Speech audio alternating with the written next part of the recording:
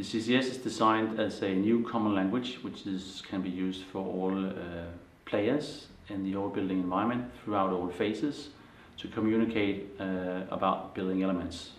It consists of two main elements. It consists of a classification system and an identification system. And the classification part is used to distinguish between different kind of building elements, and the identification is used to give each building elements an identification so you can identify them unambiguously. There are three main design criteria. First of all, it's very simple. It's made in such a way so we only have 475 building elements in total. It's recognizable. It's made in such a way so it's recognizable for humans and for IT systems. And then finally, it's very stable. It's designed in such a way so the code doesn't change at all.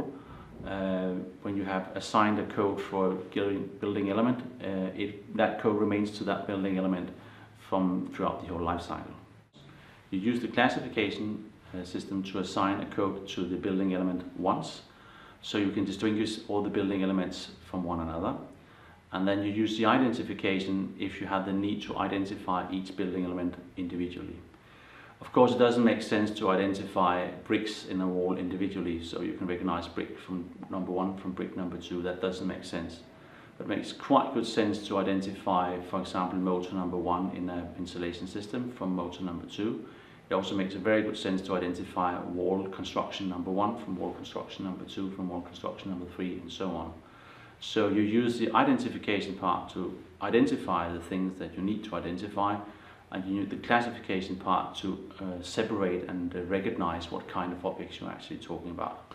We have introduced a system approach to all the building elements, which means that every building element are classified into 3 different kind of groups. It's either a main system, or it's a subsystem, or it's a component which in fact is a system by itself too. And in the CCS system there are no Michelangelos. It doesn't exist. So everything belongs somewhere to a certain group or a certain system. By using the system approach, there's a lot of benefits. One of the benefits is that everything belongs to a system. For example, we use the systems to control different interfaces. So every system has an interface. For example, a floor has an interface to a wall has an interface to an electrical system, and so on. And they all have interfaces to one another that you can easily monitor and control. In CCS, we have introduced a kind of new school, a new approach to how we make classifications. There are many ways of doing it, and other countries are doing it in a certain way, where you typically make long lists with sub-classifications, sub-classifications, and that's the way of doing it. We have decided to introduce a new kind of school where we are focusing on having a very stable classification system. And the benefit for that is that we in a better way and a much more straightforward way, support modeling, which means that we are more or less the eye in the BIM. For example, when you want to connect manual models, non-sophisticated models, for example a spreadsheet or a text document or a sketch program, and make them connect with a more sophisticated model, for example a 3D model with a collisions test and stuff like that. This is what CCS can do for you. They can connect them so you know that you're actually talking about the same building elements.